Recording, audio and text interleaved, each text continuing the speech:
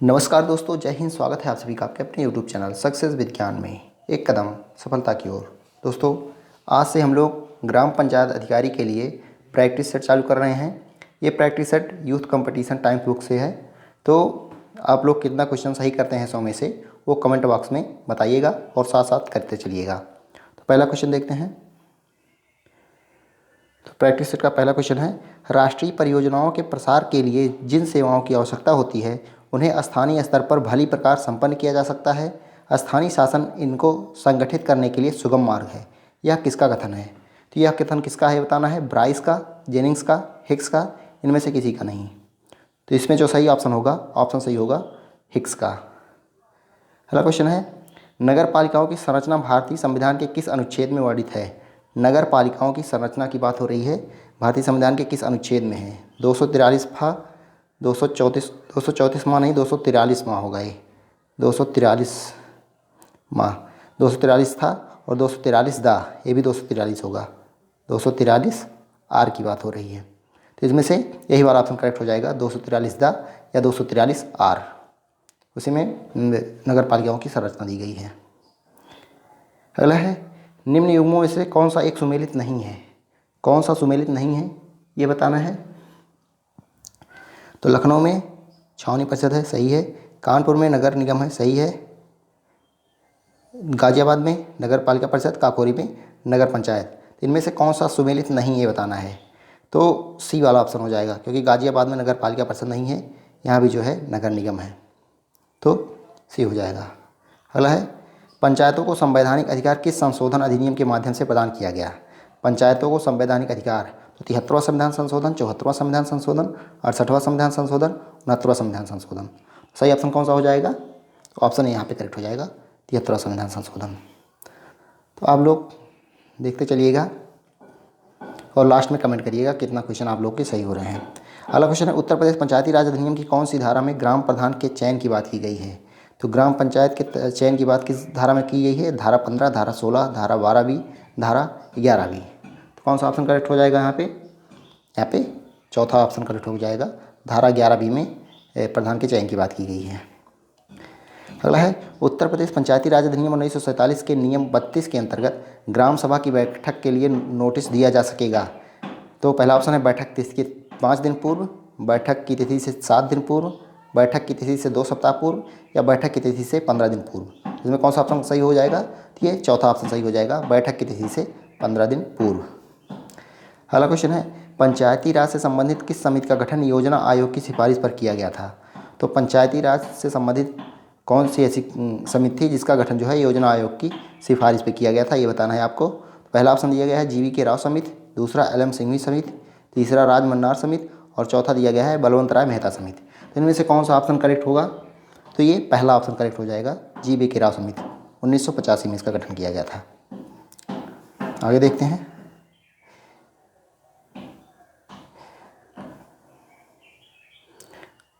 आठवां क्वेश्चन है, अशोक मेहता समिति की रिपोर्ट कब प्रस्तुत की गई थी? अशोक मेहता समिति की रिपोर्ट की बात हो रही है, ये कब प्रस्तुत की गई थी? 1978 में, 1977 में, 1976 में या 1958 में? तो कौन सा ऑप्शन यहाँ पे करेक्ट हो जाएगा? यहाँ पे पहला, 1978 में। तो अशोक मेहता समिति का गठन तो 1977 में हुआ था, इसने अपनी रिपोर्ट जो है 1978 में सौंपी थी। आगे देखते हैं, चोल साम्राज्य में ग्राम सभा का क्या कार्य नहीं था? तो चोल साम्राज्य में ग्राम सभा का क्या कार्य नहीं था ये बताना है। पहला है, यह भूमिकर का संग्रह करती थी। दूसरा, मंदिरों के रखरखाव तथा उनकी आय व्यय का उचित प्रबंधन। तीसरा, ग्राम भूमि का सर्वेक्षण। चौथा, मध्यस्थ नामक कर्मचारी द्वारा ग्राम सभा के कार्यों में सहायता प्रदान किया जाता था। इसमें कौन सा कार्य नहीं था? तो ये ग्राम भूमि का सर्वेक्षण जो है ये ग्राम सभा का कार्य नहीं था। तो सी ऑप्शन करेक्ट हो जाएगा। अगला क्वेश्चन देखते हैं। तो ये है, किस अधिनियम में पहली बार स्थानीय स्वायत्त शासन की स्थापना की मान्यता प्रदान की गई? ये बताना है। तो किस अधिनियम में पहली बार स्थानीय स्वायत्त शासन की स्थापना की मान्यता प्रदान की गई? पहला ऑप्शन दिया गया है 1687, दूसरा 1793, तीसरा 1842, चौथा 1792। इसमें आपको बताना है, तो इसमें कौन सा करेक्ट हो जाएगा? इसमें बी ऑप्शन करेक्ट हो जाएगा, 1793। आगे का क्वेश्चन है, उत्तर प्रदेश पंचायत बिल संशोधन विधेयक 1994 प्रदेश में कब प्रवृत्त हुआ? तो उत्तर प्रदेश की बात हो रही है, तो उत्तर प्रदेश पंचायत बिल संशोधन विधेयक 1994 जो है प्रदेश में कब प्रवृत्त हुआ? पहला ऑप्शन दिया गया है 22 अप्रैल 1994, दूसरा 15 जनवरी 1993, तीसरा दिया गया है 20 मार्च 1994, चौथा इनमें से कोई नहीं। तो कौन सा ऑप्शन करेक्ट हुआ यहाँ पे? यहाँ पे पहला ऑप्शन 22 अप्रैल 1994 को जो है उत्तर प्रदेश में प्रवृत्त हुआ था। अगला क्वेश्चन है, ग्राम पंचायत में ग्राम वार्डों से कितने चुने हुए सदस्य होते हैं जिन्हें पंच कहा जाता है? तो ग्राम वार्ड में कितने चुने हुए सदस्य होते हैं जिन्हें पंच कहा जाता है? पहला ऑप्शन है 7 से 17, दूसरा 5 से 9, सी है 10 से 12, डी है 5 से 20। तो यहाँ पे पहला ऑप्शन करेक्ट हो जाएगा 7 से 17। अगला क्वेश्चन है, निम्नलिखित में से कौन सी पंचायती राज व्यवस्था की विशेषताएं नहीं हैं? तो इनमें से कौन सी विशेषताएं नहीं हैं ये बताना है। पहला दिया गया है, ग्राम सभा पंचायती राज व्यवस्था की प्राथमिक संस्था है। दूसरा 3 स्तरीय प्रणाली। तीसरा सदस्य व अध्यक्ष का चुनाव सीधे किया जाता है। चौथा उपयुक्त में से कोई नहीं। तो कौन सा सही हो जाएगा? तो यहाँ पे ऑप्शन डी सही हो जाएगा, उपयुक्त में से कोई नहीं, यानी जितनी भी दी गई हैं ए बी सी सभी सही हैं, तो ऑप्शन डी करेक्ट होगा।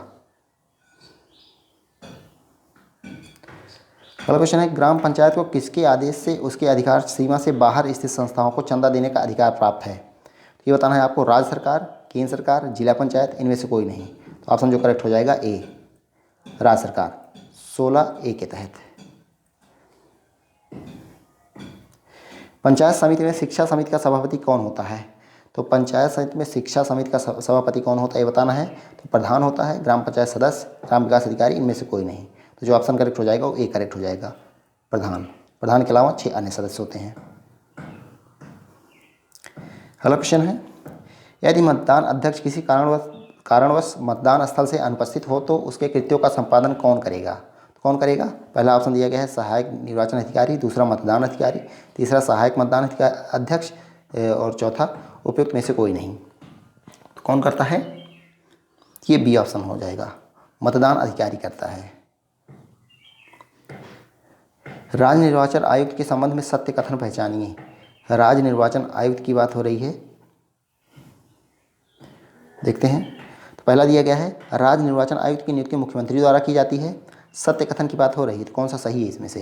दूसरा दिया गया है, राज्य निर्वाचन आयुक्त राज्यपाल के प्रसाद पर्यंत पद धारण करता है। तीसरा दिया गया है, राज्य निर्वाचन आयुक्त को उसके पद से उसी रीत से और उन्हीं आधारों पर ही हटाया जाएगा जिस रीत से और जिन आधारों पर उच्च न्यायालय के न्यायाधीश को हटाया जाता है। चौथा दिया गया है, राज्य निर्वाचन आयुक्त की सेवा शर्तों में विधानमंडल द्वारा अलाभकारी परिवर्तन किया जा सकता है। तो इनमें से कौन सा करेक्ट है? तो करेक्ट हो जाएगा सी वाला, राज्य निर्वाचन आयुक्त को उसके पद से उसी रीत और उन्हीं आधारों पर हटाया जाएगा जिस रीत से और जिन आधारों पर उच्च न्यायालय के न्यायाधीश को हटाया जाता है। अगला है, भारतीय संविधान का कौन सा अनुच्छेद ग्राम स्तर के पंचायतों के अध्यक्षों का मध्यवर्ती स्तर तथा जिला स्तर पर पंचायतों में प्रतिनिधित्व का प्रावधान करता है? तो ऐसा कौन सा अनुच्छेद है? पहला दिया गया है अनुच्छेद 243(3) का, बी अनुच्छेद 243(घ), सी अनुच्छेद 243(च), उपरोक्त में से कोई नहीं। यहाँ पे कौन सा ऑप्शन करेक्ट हो जाएगा? यहाँ पे पहला ही ऑप्शन करेक्ट हो जाएगा, अनुच्छेद 243(3) का। आप लोग कमेंट बॉक्स में अपना नंबर जरूर डालिएगा कि कितने क्वेश्चन आपके सही हुए हैं, कितने नंबर आ रहे हैं इसमें से। अगला है, भारतीय संविधान का कौन सा अनुच्छेद पंचायतों के स्वशासन के स्वरूप का वर्णन करता है? पंचायतों के स्वशासन के स्वरूप का वर्णन कौन सा करता है? तो दिया गया है अनुच्छेद 243(ख), 243(ग), 243(छ), उपरोक्त में से कोई नहीं। यहाँ पे कौन सा ऑप्शन करेक्ट हो जाएगा ये बताना है आपको। ये 243(छ) या 243(g) की बात हो रही है, यहाँ पे शक्तियों की बात हो रही है। अगला है, उत्तर प्रदेश में पंचायतों के चौथे आम चुनाव कब संपन्न कराए गए थे? चौथे आम चुनाव की बात हो रही है। तो दिया गया है 1972-73, 1973-74, 1974-75, 1975-76। यहाँ पे कौन सा ऑप्शन करेक्ट हो जाएगा? यहाँ पे ए ऑप्शन करेक्ट हो जाएगा। चौथा आम चुनाव जो है उत्तर प्रदेश में 1972-73 में हुआ था। अगला इंपॉर्टेंट क्वेश्चन है, वाल्मीकि अंबेडकर मलिन बस्ती आवास योजना की शुरुआत कब की गई थी? वाल्मीकि अंबेडकर मलिन बस्ती आवास योजना, पहला ऑप्शन दिया गया है दिसंबर 2001, दूसरा सितंबर 2001, तीसरा दिसंबर 2003, चौथा नवंबर 2004। इसमें से कौन करेक्ट होगा? ये पहला करेक्ट हो जाएगा, दिसंबर 2001। ग्राम पंचायत विकास योजना निर्माण के किस चरण में ग्राम पंचायत विकास योजना के लिए संसाधनों का निर्धारण एवं ड्राफ्ट प्लान का विकास किया जाता है? पूछ रहा था कि ग्राम पंचायत विकास योजना निर्माण के किस चरण में ग्राम पंचायत विकास योजना के लिए संसाधनों का निर्धारण एवं ड्राफ्ट प्लान विकास किया जाता है? पहला, दूसरा, तीसरे, चौथे। तो किस चरण में होता है? ये चौथे चरण में होता है। ऑप्शन डी यहाँ पे करेक्ट हो जाएगा।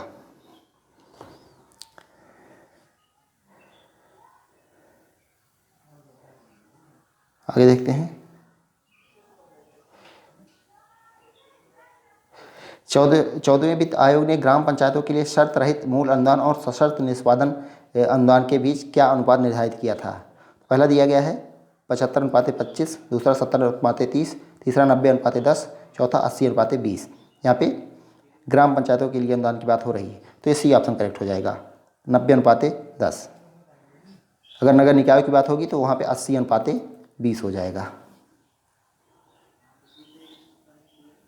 अगला क्वेश्चन है, पंचायती संस्थाओं के वित्तीय सशक्तिकरण में केंद्रीय वित्त आयोग की भूमिका होती है।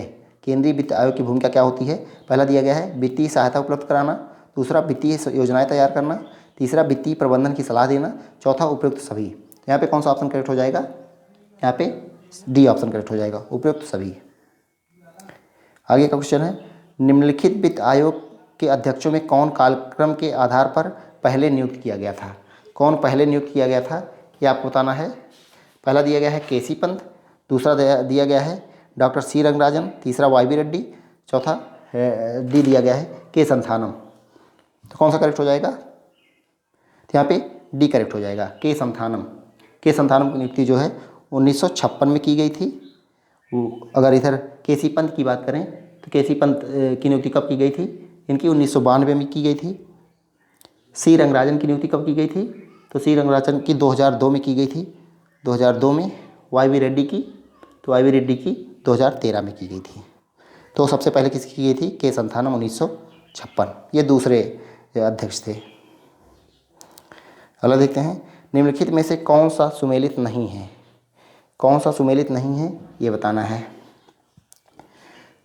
तो दिया गया है केंद्रीय वित्त आयोग 280, दूसरा राज्य वित्त आयोग 243M, तीसरा दिया गया है लोक सेवा आयोग अनुच्छेद 315, चौथा दिया गया निर्वाचन आयोग अनुच्छेद 324। तो कौन सा इसमें से गलत सुमेलित है? तो ये राज्य वित्त आयोग गलत सुमेलित है, क्योंकि 243M में नहीं, 243I में राज्य वित्त आयोग है। अगला है, उत्तर प्रदेश राज्य वित्त आयोग के अनुसार पंचायती राज संस्थाओं को प्रदत्त 40% अंशों में से ग्राम पंचायत को कितना दिया जाता है? तो जो पंचायती राज संस्थाओं को 40% दिया जाता है, उसमें से ग्राम पंचायत को कितना दिया जाता है? ए ऑप्शन है 60%, दूसरा 70%, तीसरा 10%, डी है 50%। कौन सा ऑप्शन करेक्ट होगा यहाँ पे? यहाँ पे बी करेक्ट हो जाएगा, 70%। 70% ग्राम पंचायत को, 15% जो है क्षेत्र पंचायत और जिला पंचायत को। अगला क्वेश्चन है, उत्तर प्रदेश राज्य का पहला वित्त आयोग कब गठित किया गया था? तो उत्तर प्रदेश राज्य का पहला वित्त आयोग कब गठित किया गया था? तो ये 1994, 1993, 1990, 1981। कौन सा करेक्ट होगा? तो ये करेक्ट हो जाएगा 1994 पे, 243I के तहत। अगला है, पंचायतों द्वारा या उनकी ओर से प्राप्त किए गए सभी धनों को जमा करने के लिए निधियों के गठन हेतु उपबंध किसके द्वारा किया जा सकता है? ग्राम पंचायत द्वारा, क्षेत्र पंचायत द्वारा, जिला पंचायत द्वारा, राज्य विधानमंडल द्वारा। तो यहाँ पे कौन सा करेक्ट हो जाएगा? डी ऑप्शन करेक्ट हो जाएगा, राज्य विधानमंडल द्वारा। अगला क्वेश्चन है, राज्य सरकार द्वारा प्रत्येक राजस्व जिले के लिए एक जिला रजिस्ट्रार के अलावा कितने अतिरिक्त रजिस्ट्रार नियुक्त किया जा सकता है? तो एक रजिस्ट्रार के, जिला रजिस्ट्रार के अलावा कितने अतिरिक्त रजिस्ट्रार की नियुक्ति की जा सकती है? ऑप्शन है 1, 2, 5 या राज्य सरकार जितना ठीक समझे। कौन सा ऑप्शन करेक्ट हो जाएगा? ऑप्शन डी करेक्ट हो जाएगा, राज्य सरकार जितना ठीक समझे। ठीक है। तो जन्म मृत्यु पंजीकरण अधिनियम कब लागू हुआ था? 1969 में। अगला है, रजिस्ट्रार द्वारा जन्म या मृत्यु की कितनी प्रतियां निःशुल्क जारी की जाएंगी? तो रजिस्ट्रार द्वारा जन्म या मृत्यु की कितनी प्रतियां निःशुल्क जारी की जा सकती हैं? केवल प्रथम प्रति, प्रथम या द्वितीय प्रति, अग्रण्य प्रतियां, एक भी प्रति नहीं। तो केवल एक प्रति, पहला ऑप्शन यहाँ पे करेक्ट हो जाएगा, केवल पहला प्रति। अगला क्वेश्चन है, यदि एक गर्भ से एक साथ एक से अधिक बच्चे जन्म लेते हैं तो प्रत्येक जन्म के रजिस्ट्रीकरण के लिए तो इनमें से बताना है। ए ऑप्शन है अलग अलग सूचना प्रपत्र भरना होगा, बी है एक ही सूचना प्रपत्र भरना होगा, सी है कोई सूचना प्रपत्र नहीं भरना होगा, डी है उपयुक्त में से कोई नहीं। तो यहाँ पे ए ऑप्शन करेक्ट हो जाएगा, अलग अलग सूचना प्रपत्र भरना होगा। आगे का क्वेश्चन है, पंचायत एंटरप्राइज स्वीट पीईएस के कितने अनुप्रयोग शामिल हैं? तो के कितने अनुप्रयोग शामिल हैं ये बताना है। 11, 16, 10 और 15। तो ऑप्शन ए यहाँ पे करेक्ट हो जाएगा, 11। एनआईसी का मुख्यालय कहाँ है? एनआईसी का मुख्यालय नई दिल्ली, जयपुर, लखनऊ, मुंबई। तो ये ऑप्शन जो करेक्ट हो जाएगा वो नई दिल्ली हो जाएगा। NIC का मुख्यालय नई दिल्ली में है। ये राष्ट्रीय सूचना विज्ञान केंद्र की बात हो रही है। राष्ट्रीय सूचना विज्ञान केंद्र का जो है मुख्यालय नई दिल्ली में है। अगला क्वेश्चन इसी से रिलेटेड है। राष्ट्रीय सूचना विज्ञान केंद्र NIC की स्थापना कब की गई थी? तो राष्ट्रीय सूचना विज्ञान केंद्र जिसका मुख्यालय दिल्ली में है यानी NIC, उसकी स्थापना कब की गई थी? ऑप्शन है 1965, 1968, 1971, 1977। तो यहाँ पे कौन सा ऑप्शन करेक्ट हो जाएगा? तो ऑप्शन डी यहाँ पे करेक्ट हो जाएगा, 1977। पशुधन बीमा योजना क्या है? पशुधन बीमा योजना क्या है ये बताना है। सभी प्रकार के जानवरों का बीमा कराना। दूसरा है सभी दुधारू पशुओं का बीमा कराना। सी है सभी दुधारू और मांस उत्पादित करने वाले पशुओं का बीमा करवाना। डी है उपयुक्त सभी। तो इसमें कौन सा सही हो जाएगा पशुधन बीमा योजना? तो ये हो जाएगा सी, सभी दुधारू और मांस उत्पादित करने वाले पशुओं का बीमा करवाना। अगला है प्रधानमंत्री ग्रामोदय योजना का संबंध है। प्रधानमंत्री ग्रामोदय योजना कृषि से, ग्रामीण सड़कों से, पशुपालन से, आवास से। तो ये ऑप्शन डी करेक्ट हो जाएगा, आवास से। अगला है गांधी ग्राम योजना की शुरुआत कब हुई थी? गांधी ग्राम योजना की शुरुआत कब हुई थी ये बताना है। तो 1995-96 दिया गया है, 1997-98, 1999, 2000, 2001। तो यहाँ पे कौन सा ऑप्शन करेक्ट हो जाएगा? यहाँ पे पहला ऑप्शन करेक्ट हो जाएगा, 1995-96 में गांधी ग्राम योजना की शुरुआत हुई थी। अगला है जवाहर ग्राम समृद्धि योजना शुरू हुई। तो जवाहर ग्राम समृद्धि योजना कब शुरू हुई? 1993-94, 1996-97, 1999, 2000, 2001, 2002। तो जवाहर ग्राम समृद्धि योजना की बात हो रही है। तो इसकी शुरुआत कब होती है? कि 1999-2000 में इसकी शुरुआत होती है, 1999-2000 में। अगला क्वेश्चन दिया है निम्नलिखित में से कौन सही सुमेलित है? कौन सही सुमेलित है ये बताना है आपको। तो पहला दिया गया है ग्रीन कार्ड योजना, जुलाई 1985। दूसरा दिया गया है समेकित बाल विकास परियोजना, 1975। तीसरा दिया गया है संपूर्ण ग्रामीण रोजगार योजना, 2018। काम के बदले अनाज योजना, 1977 और 1978। तो ये कौन सा सही सुमेलित है ये बताना है। तो इसमें डी वाला सही सुमेलित है। काम के बदले अनाज योजना जो है 1977-78 में चालू हुई थी। बाकी संपूर्ण ग्रामीण योजना की बात करें तो ये कब शुरू हुई थी? तो संपूर्ण ग्रामीण रोजगार योजना जो है ये 2001 में शुरू हुई थी। 2001 में शुरू हुई थी। समेकित बाल विकास परियोजना जो है ये 1975 में शुरू हुआ था।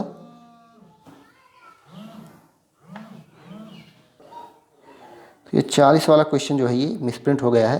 तो निम्नलिखित में से कौन सही सुमेलित नहीं है होना चाहिए? कौन सही सुमेलित नहीं है? क्योंकि काम के बदले अनाज योजना 1977-78 ये भी सही है। समेकित बाल विकास योजना 1975 ये भी सही है।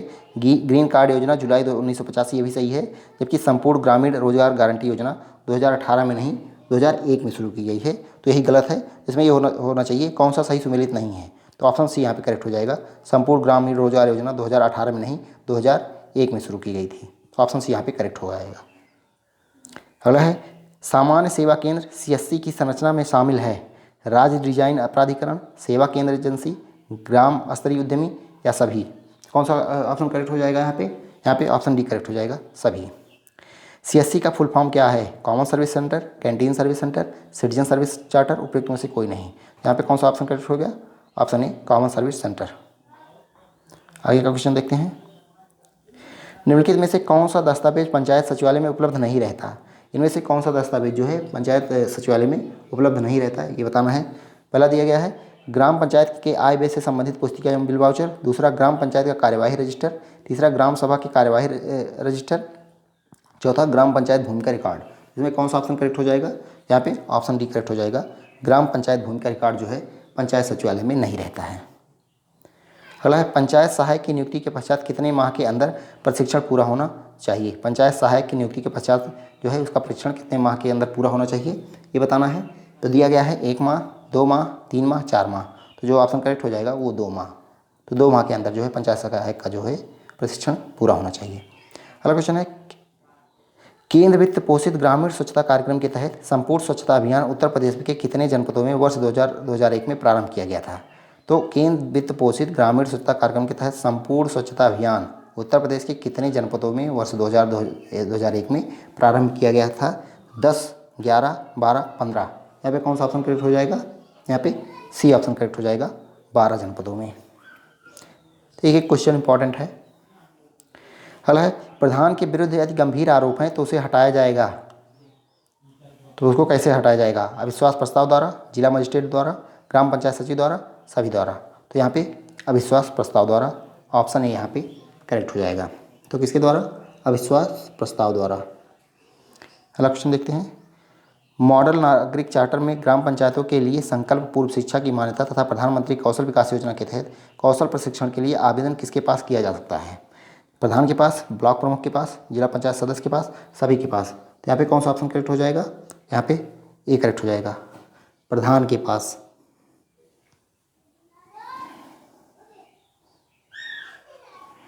अगला देखते हैं। मॉडल चार्टर पंचायतों के लिए होते हैं। तो मॉडल चार्टर जो है पंचायतों के लिए क्या होते हैं? विचारणीय, स्वेच्छापूर्ण, मार्गदर्शक, महत्वहीन।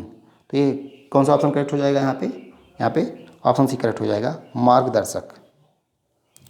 अगला है, जल जीवन मिशन को पूर्ण करने के लिए क्या लक्ष्य निर्धारित किया गया है? जल जीवन मिशन का लक्ष्य पूर्ण करने के लिए क्या लक्ष्य निर्धारित है? पहला ऑप्शन दिया गया है 2019 से 2023, दूसरा 2018 से 2022, तीसरा 2020 से 2024, चौथा है 2019 से 2024। तो यहाँ पे कौन सा सही हो जाएगा? तो डी ऑप्शन करेक्ट हो जाएगा, 2019 से 2024 तक। अगला क्वेश्चन है, प्रधानमंत्री आवास योजना ग्रामीण के अंतर्गत लाभार्थी को खुद का पक्का मकान बनाने के लिए सरकार द्वारा कितनी धनराशि दी जाती है? तो प्रधानमंत्री आवास योजना ग्रामीण की बात हो रही है, तो कितना धन दिया जाता है? तो 1,20,000 दिया जाता है। ऑप्शन ए करेक्ट हो जाएगा। इसका पीडीएफ चाहिए तो आप लोग टेलीग्राम चैनल हमारा ज्वाइन कर सकते हैं। टेलीग्राम चैनल का लिंक जो है आपको हमारे फर्स्ट कमेंट में इस वीडियो के, उसके बाद डिस्क्रिप्शन में भी मिल जाएगा। तो वहाँ से आप लोग टेलीग्राम चैनल ज्वाइन कर लीजिए, उससे पीडीएफ आपको इसका मिल जाएगा। अगला क्वेश्चन है, आयुष्मान भारत योजना किस वर्ष शुरू की गई थी? वर्ष 2017, वर्ष 2018, वर्ष 2019, वर्ष 2020। तो कौन सा ऑप्शन करेक्ट हो जाएगा? तो बी ऑप्शन करेक्ट हो जाएगा, वर्ष 2018 में आयुष्मान भारत योजना की शुरुआत की गई थी। अगला है, पंचायती राज मंत्रालय ने मेरी पंचायत मेरा अधिकार, जन सेवाएं हमारे द्वार के तत्वावधान में सिटीजन चार्टर अभियान की संचालित की थी। 1 जुलाई से 30 सितंबर 2021 तक, 15 जुलाई से 25 अगस्त 2021 तक, 24 अप्रैल से 20 सितंबर 2021 तक, 5 जुलाई से 29 सितंबर 2021 तक। कौन सा ऑप्शन करेक्ट होगा यहाँ पे? यहाँ पे पहला ऑप्शन करेक्ट हो जाएगा, 1 जुलाई से 30 सितंबर 2021 तक जो है ये संचालित हुआ था। अगला क्वेश्चन है, जल जीवन मिशन के तहत जल गुणवत्ता जांच के लिए प्रत्येक ग्राम पंचायत से कितनों महिलाओं को प्रशिक्षित किया जाएगा? तो जल जीवन मिशन के तहत जल गुणवत्ता जांच के लिए प्रत्येक ग्राम पंचायत से कितनी महिलाओं को प्रशिक्षित किया जाएगा ये बताना है। पहला ऑप्शन दिया है कम से कम 8, दूसरा कम से कम 5, तीसरा कम से कम 10, चौथा कम से कम 7। तो यहाँ पे कौन सा ऑप्शन करेक्ट हो जाएगा? ये बी ऑप्शन करेक्ट हो जाएगा, कम से कम 5। अगला है, जिला योजना समिति के गठन का दायित्व, जिला योजना समिति की बात हो रही है, तो इसके गठन का दायित्व किस अनुच्छेद के अंतर्गत राज्य सरकारों को सौंपा गया है?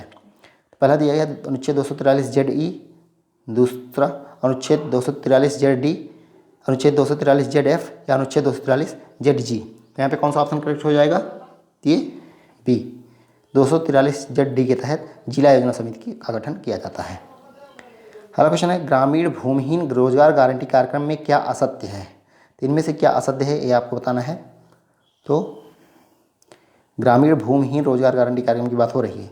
ये दिया गया है, लाभकारी रोजगार के अवसर पैदा करना, बी ग्रामीण क्षेत्र में उत्पादक संपत्ति बढ़ाना, सी ग्रामीण जीवन की समग्र गुणवत्ता में सुधार करना, डी ग्रामीण क्षेत्रों में रोजगार के अवसर को सीमित करना। तो कौन कौन सा सही है? ए सी सही है, कौन सा असत्य है? तो कौन सा गलत है? ए सी, B C, A B C या केवल डी? तो ये बताना है आपको, कौन सा करेक्ट हो जाएगा?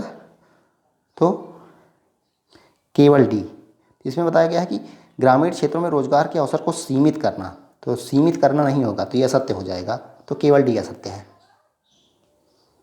आगे क्वेश्चन देखते हैं, निम्न योजनाओं का सही मिलान कीजिए। तो सही मिलान करना है, तो इसमें से आप लोग एक बार देख लीजिए।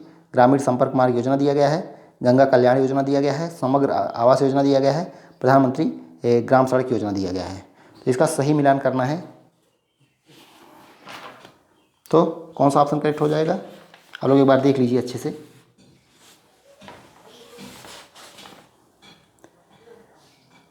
तो ग्रामीण संपर्क मार्ग योजना की शुरुआत कब हुई थी? तो 1996-97 में। तो ये ए का दूसरा हो जाएगा। यहाँ पे 2 ऑप्शन में दिया गया है, बी और डी में। दूसरा, गंगा कल्याण योजना की शुरुआत कब होती है? तो गंगा कल्याण योजना की शुरुआत 1997-98 में दिया होता है। इसमें बी में पहला हो जाएगा। उसके बाद समग्र आवास योजना, तो समग्र आवास योजना की शुरुआत कब होती है? 1999-2000 में होती है। तो ये प्रधानमंत्री ग्राम सड़क योजना 2000-2001 में।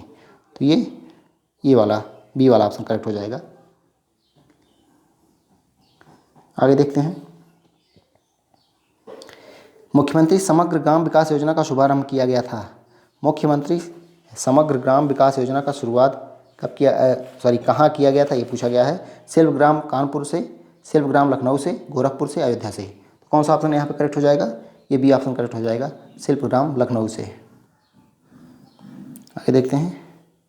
58वां क्वेश्चन है, आदर्श ग्राम के तहत वैयक्तिक विकास से संबंधित क्रियाकलाप है। वैयक्तिक विकास से संबंधित क्रियाकलाप कौन सा है? व्यवहार में परिवर्तन, सांस्कृतिक विरासत, ए और बी कोई नहीं। तो यहाँ पे कौन सा ऑप्शन करेक्ट हो जाएगा? ये सी करेक्ट हो जाएगा, ए व बी दोनों। सखी मंडल का संबंध किसकी विकास योजना से संबंधित है? सखी मंडल का जो है किसकी विकास योजना से संबंधित है?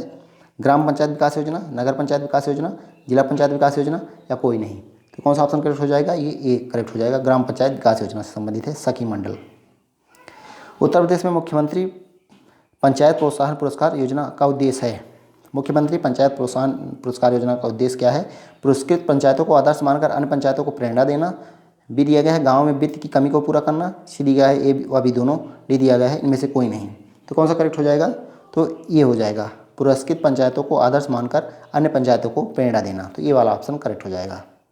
अगला है, भारत में स्मार्ट विलेज का मॉडल विश्व के किस मॉडल पर आधारित है? तो स्मार्ट विलेज का मॉडल जो है भारत में विश्व के किस मॉडल पर आधारित है? पहला दिया है यूरोपीय मॉडल, दूसरा अमेरिकी मॉडल, तीसरा अफ्रीकी मॉडल, चौथा कोई नहीं। तो ऑप्शन ए यहाँ पे करेक्ट हो जाएगा, यूरोपीय मॉडल पर आधारित है। नेक्स्ट क्वेश्चन है, जेल में जन्म या मृत्यु के पंजीकरण के लिए जिम्मेदार है? तो ऑप्शन दिया गया है जेलर, जिले का न्यायाधीश, ग्राम प्रधान, पंचायत सेक्रेटरी। तो अगर जेल में किसी बच्चे का जन्म होता है या किसी की मृत्यु होती है तो पंजीकरण के लिए कौन जिम्मेदार होगा? तो ऑप्शन ए यहाँ पे करेक्ट हो जाएगा, जेलर। ग्राम सभा की बैठकें प्रतिवर्ष होती हैं। तो ग्राम सभा की बैठकें प्रतिवर्ष होती हैं, ये बताना है। पहला दिया है खरीफ की फसल कटने के तुरंत बाद, दूसरा रबी की फसल कटने के तुरंत बाद, तीसरा ए व बी दोनों, चौथा इनमें से कोई नहीं। तो ये हो जाएगा ए व बी दोनों, एक रबी फसल कटने के बाद, दूसरी खरीफ फसल कटने के बाद। अगला क्वेश्चन है, ब्रिटिश भारत में सर्वप्रथम केंद्रीय जन्म, मृत्यु और विवाह पंजीकरण अधिनियम कब आया था? काफ़ी इंपॉर्टेंट क्वेश्चन है। तो 1885, 1876, 1890, 1886। यहाँ पे कौन सा ऑप्शन करेक्ट होगा ये बताना है आपको। तो ये ऑप्शन डी करेक्ट हो जाएगा, 1886। ब्रिटिश भारत में सर्वप्रथम केंद्रीय जन्म, मृत्यु और विवाह पंजीकरण अधिनियम जो है 1886 में आया था। तो पंचायती राज व्यवस्था का जो लास्ट क्वेश्चन है ये 65वां क्वेश्चन, ग्राम विकास सचिव के कार्यों में उनकी सहायता कौन करता है? पहला दिया गया है पंचायत सहायक, दूसरा पंचायत सदस्य, तीसरा लेखपाल, चौथा इनमें से कोई नहीं। तो ग्राम विकास सचिव की बात हो रही है, बीपीओ में ये सहायता कौन करेगा? वो पंचायत सहायक हो जाएगा। ऑप्शन यहाँ पे करेक्ट हो जाएगा। अब कंप्यूटर वाला पोर्शन देखते हैं। क्वेश्चन दिया गया है, निम्नलिखित में से कंप्यूटर की प्रोसेसिंग यूनिट कौन सी है? तो कंप्यूटर की प्रोसेसिंग यूनिट कौन सी है? CPU, memory, graphic card, motherboard. तो कौन सा ऑप्शन करेक्ट हो जाएगा यहाँ पे? यहाँ पे ऑप्शन ए करेक्ट हो जाएगा, सीपीयू। आगे देखते हैं, ट्रांजिस्टर का संबंध कंप्यूटर की किस पीढ़ी से है? ट्रांजिस्टर की बात हो रही है, इसका संबंध कंप्यूटर की किस पीढ़ी से है? पहली पीढ़ी, चौथी पीढ़ी, दूसरी पीढ़ी या तीसरी पीढ़ी? तो किस पीढ़ी से है ये बताना है। ये दूसरी पीढ़ी से, ऑप्शन सी यहाँ पे करेक्ट हो जाएगा। अगला है, मानव बुद्धि के यांत्रिकी की जांच करने वाला होता है। The field that investigates the mechanics of human intelligence is artificial science या कृत्रिम विज्ञान, कंजर्वेटिव साइंस या संज्ञानात्मक विज्ञान, साइकोलॉजी या मनोविज्ञान, सोशियोलॉजी या समाजशास्त्र। यहाँ पे कौन सा ऑप्शन करेक्ट होगा ये बताना है आपको। यहाँ पे बी ऑप्शन करेक्ट हो जाएगा, कॉग्निटिव साइंस या संज्ञानात्मक विज्ञान। तो ऑप्शन बी यहाँ पे करेक्ट हो जाएगा। अगला है, लेजी लर्निंग एल्गोरिथम का दूसरा नाम क्या है? लेजी लर्निंग एल्गोरिथम की बात हो रही है। पहला दिया गया है के नियरेस्ट नेबर, दूसरा रिग्रेशन, तीसरा क्लासिफिकेशन, चौथा न्यूटन नेटवर्क। तो यहाँ पे कौन सा ऑप्शन करेक्ट हो जाएगा? तो यहाँ पे ऑप्शन ए करेक्ट हो जाएगा, के नियरेस्ट नेबर। तो लेजी लर्निंग एल्गोरिथम का दूसरा नाम के नियरेस्ट नेबर है। डैश में लेज़र तकनीक का प्रयोग नहीं किया जाता है। तो किसमें से लेज़र तकनीक का प्रयोग नहीं किया जाता है ये बताना है। पहला दिया गया है बारकोड रीडिंग, दूसरा कटिंग और ड्रिलिंग, तीसरा माइक्रोवेव ओवन, चौथा फिजियोथेरेपी। इनमें से किसमें लेज़र तकनीक का प्रयोग नहीं किया जाता है ये बताना है। तो माइक्रोवेव ओवन में जो है लेज़र तकनीक का प्रयोग नहीं किया जाता है।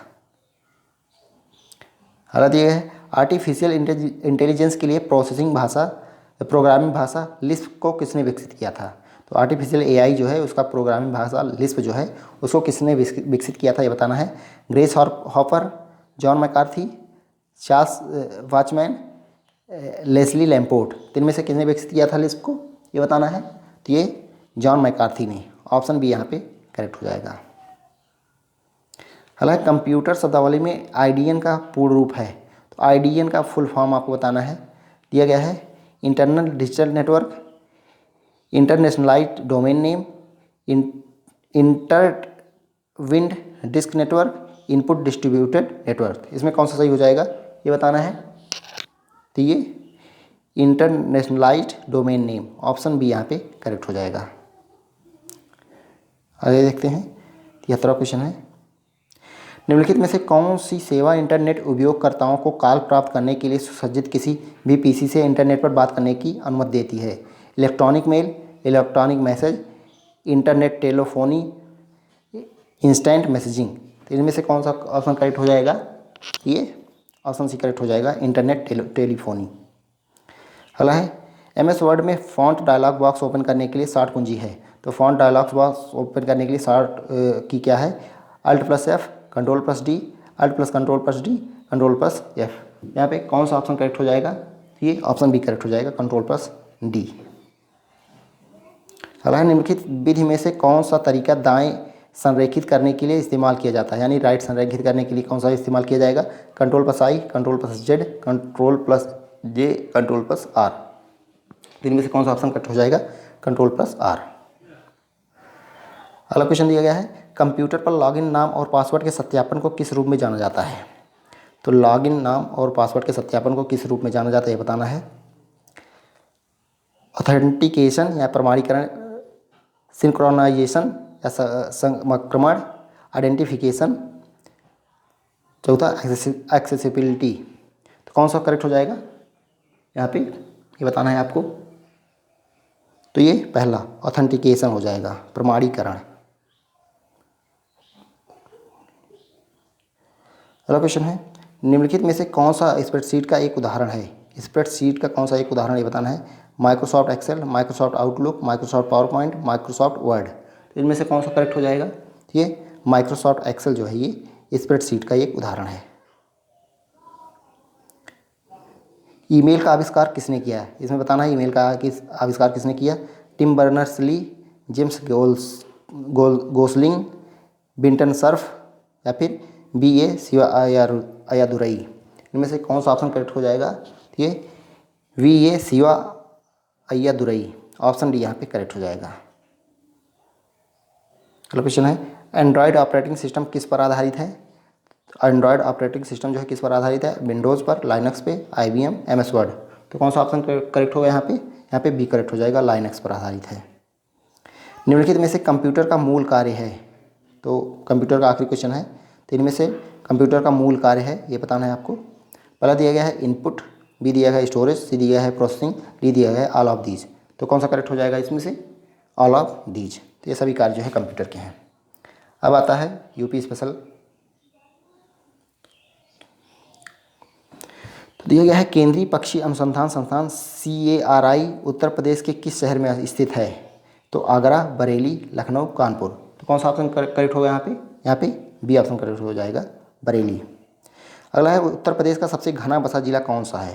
तो उत्तर प्रदेश का सबसे घना बसा जिला कौन सा है। गौतम बुद्ध नगर, गाजियाबाद, संत कबीर नगर, कानपुर नगर। तो कौन सा करेक्ट हो जाएगा इसमें, ऑप्शन बी करेक्ट हो जाएगा, गाजियाबाद जो है उत्तर प्रदेश का सबसे घना बसा जिला है। आगे का क्वेश्चन है निम्न में से किस राज्य में भारत के प्रथम अमृत सरोवर का उद्घाटन किया गया। भारत के प्रथम अमृत सरोवर का उद्घाटन किस राज्य में किया गया। मणिपुर, हरियाणा, राजस्थान, उत्तर प्रदेश। तो कौन सा करेक्ट हो जाएगा इसमें से। यूपी स्पेशल पढ़ रहे हैं तो जाहिर सी बात है उत्तर प्रदेश होगा। अगला क्वेश्चन है गोकुल ग्राम योजना का संबंध है गोकुल ग्राम योजना का संबंध उत्तर प्रदेश, आंध्र प्रदेश, गुजरात, राजस्थान। तो कौन सा करेक्ट हो जाएगा यहाँ पे?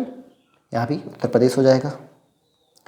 अगला है उत्तर प्रदेश के लोकायुक्त निम्नलिखित में से किसे अपना त्यागपत्र संबोधित करेंगे? उत्तर प्रदेश के लोकायुक्त की बात हो रही है। उत्तर प्रदेश के मुख्यमंत्री को, उत्तर प्रदेश के राज्यपाल को, उच्च न्यायालय के मुख्य न्यायाधीश को, विधानसभा के अध्यक्ष को। तो किसको सौंपेंगे ये बताना है। ये उत्तर प्रदेश के राज्यपाल को सौंपेंगे। बी ऑप्शन करेक्ट हो जाएगा। अगला है राजीव गांधी राष्ट्रीय विमानन विश्वविद्यालय उत्तर प्रदेश में कहाँ स्थित है? राजीव गांधी राष्ट्रीय विमानन विश्वविद्यालय नोएडा में, आगरा में, फुर्सतगंज में, वाराणसी में। तो एक कौन सा सही हो जाएगा? तो ये फुर्सतगंज सी सही हो जाएगा। अगला है निम्नलिखित में से कौन सी जनजाति उत्तर प्रदेश और उत्तराखंड से संबंधित है? इतनार, थारू, भील, मुंडा।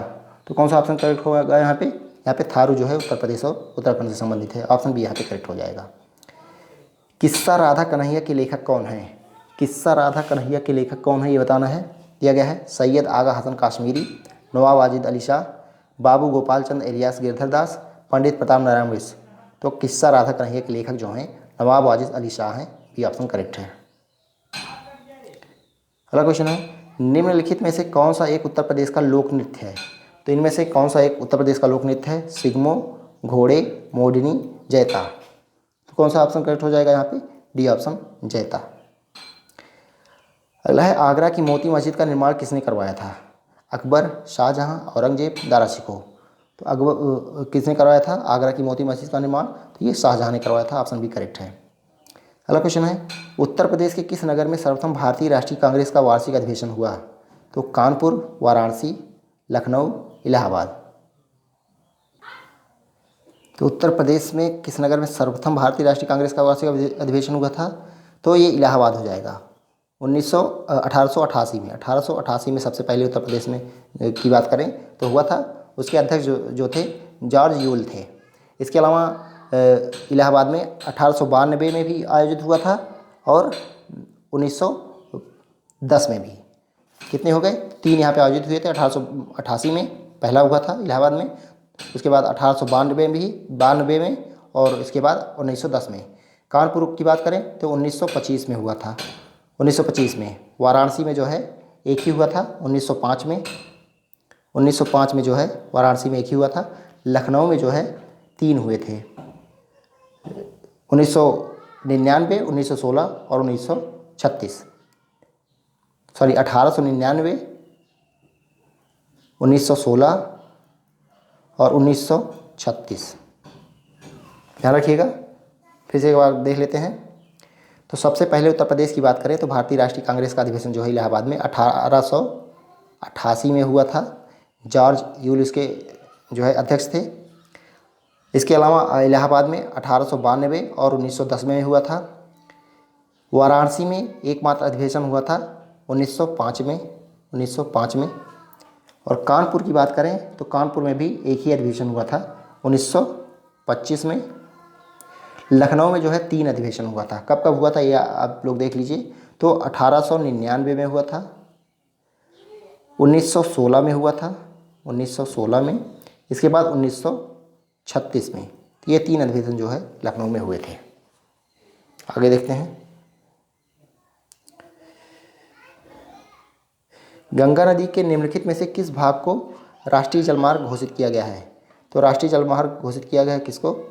हरिद्वार से कानपुर तक, कानपुर से प्रयागराज तक, नरोरा से पटना तक, प्रयागराज से हल्दिया तक। तो ऑप्शन डी करेक्ट हो जाएगा, प्रयागराज से हल्दिया तक।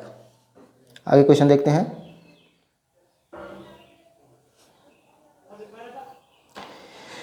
सूची का मिलान करना है।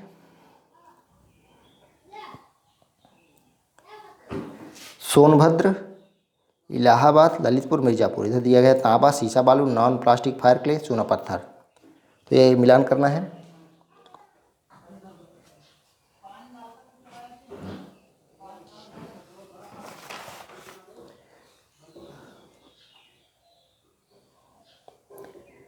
तो बताइए आप लोग।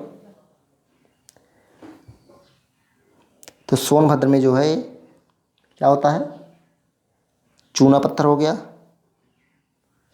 इलाहाबाद में क्या होगा? शीशा बालू। हाँ। इसके अलावा ललितपुर में तो ललितपुर में क्या हो जाएगा, तांबा हो जाएगा। और मिर्ज़ापुर में नॉन प्लास्टिक फायर क्ले। तो ए का चौथा हो गया, 2 में दिया गया है। बी का दूसरा हो गया, सी का पहला हो गया, डी का तीसरा। तो ऑप्शन डी यहाँ पे करेक्ट हो जाएगा। कौन सा करेक्ट हो जाएगा, ऑप्शन डी। निम्नलिखित में से कौन सा जोड़ा सही सुमेलित नहीं है, कौन सा सही सुमेलित नहीं है ये बताना है। तो अलीगढ़ का ताला, मुरादाबाद पीतल, फिरोजाबाद चूड़िया, मेरठ चाकू, कौन सा सही सुमेलित नहीं है। तो ऑप्शन डी करेक्ट हो जाएगा। मेरठ का चाकू नहीं, रामपुर का चाकू प्रसिद्ध है। अलीगढ़ का ताला, मुरादाबाद का पीतल हो गया, फिरोजाबाद की चूड़ियाँ हो गई। मेरठ में खेल का सामान प्रसिद्ध है। हस्तनिर्मित कागज़ का निर्माण होता है, हस्तनिर्मित कागज़ का निर्माण कहाँ होता है ये बताना है। दिया गया है बांदा में, हमीरपुर में, झांसी में, जालौन में। तो ऑप्शन डी करेक्ट हो जाएगा, जालौन में हस्तनिर्मित कागज़ का निर्माण होता है। गीडा क्या है ये बताना है आपको। दिया गया है गाजियाबाद औद्योगिक विकास प्राधिकरण, दूसरा गोरखपुर औद्योगिक विकास प्राधिकरण, तीसरा गोमती औद्योगिक विकास प्राधिकरण, चौथा गंगा औद्योगिक विकास प्राधिकरण। तो इसमें से गीडा क्या है, तो गीडा है गोरखपुर औद्योगिक विकास प्राधिकरण। इसकी स्थापना कब हुई थी, तो इसकी स्थापना 1989 में हुई थी। 1989 में गीडा की स्थापना हुई थी। आर्यभट्ट नक्षत्रशाला कहाँ है, आर्यभट्ट नक्षत्रशाला बात हो रही है, गोरखपुर में, रामपुर में, लखनऊ में, गाजियाबाद में। तो यहाँ पे कौन सा सही हो जाएगा, ये बी करेक्ट हो जाएगा, रामपुर में। आर्यभट्ट नक्षत्रशाला जो है रामपुर में है। इसके अलावा गोरखपुर में जो नक्षत्रशाला है, गोरखपुर में वीर बहादुर सिंह नक्षत्रशाला है। इसके अलावा लखनऊ में जो नक्षत्रशाला है उसका नाम है इंदिरा गांधी नक्षत्रशाला। और इसके अलावा एक प्रयागराज में है जो जवाहर नक्षत्रशाला है। निम्नलिखित में से कौन सा एक बांध उत्तर प्रदेश में नहीं है, उत्तर प्रदेश में इसमें से कौन सा एक बांध नहीं बताना है। अहरौरा, अडवा, बघेलखंड, बदुआ। बताइए इसमें से कौन सा उत्तर प्रदेश में नहीं है। तो ये बडुआ जो है हो जाएगा, बदुआ जो है ये उत्तर प्रदेश में नहीं है, ये बांका बिहार में है। इसके अलावा अहरौरा जो है ये मिर्ज़ापुर उत्तर प्रदेश में है। अडवा जो है ये भी मिर्ज़ापुर उत्तर प्रदेश में है। बघेलखंड जो है ये बलरामपुर उत्तर प्रदेश में है। तो ऑप्शन डी यहाँ पे करेक्ट हो जाएगा। बदुआ जो है उत्तर प्रदेश में नहीं है, बांका बिहार में है। अगला क्वेश्चन है, निम्नलिखित में से किस फसल के उत्पादन में उत्तर प्रदेश देश में प्रथम स्थान पर नहीं है। किसके उत्पादन में यूपी जो है प्रथम स्थान पर नहीं है। दिया गया है गेहूँ, जौ, गन्ना, चावल। इनमें से कौन सा करेक्ट हो जाएगा, चावल। तो चावल के उत्पादन में उत्तर प्रदेश जो है दूसरे स्थान पर है पश्चिम बंगाल के बाद। उत्तर प्रदेश में सर्वाधिक प्रतिशत श्रमिक नियोजित है।